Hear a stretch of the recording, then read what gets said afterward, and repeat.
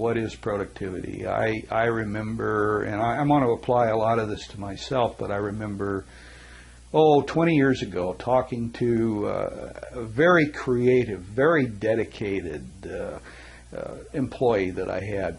And she was just right on board. She was one of the most supportive employees I had. And I finally had to sit her down in my office one day, and I just had to say, look, I'll call her Linda. Look, Linda, nobody in this organization works harder than you. Nobody is more creative than you. Nobody puts in more hours than you do, and nobody accomplishes less than you do. Because she just wasn't focused.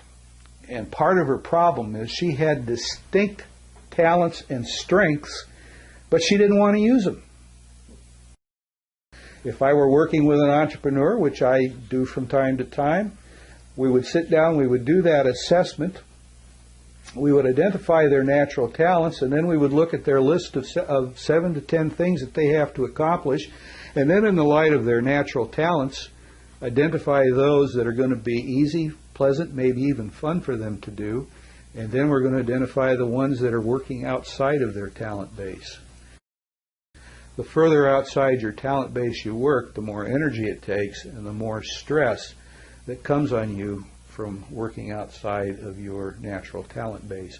So we look at what they're going to have to do that won't come naturally to them, and then we develop some support systems. Maybe there's someone who can come in and help them for a reasonable cost.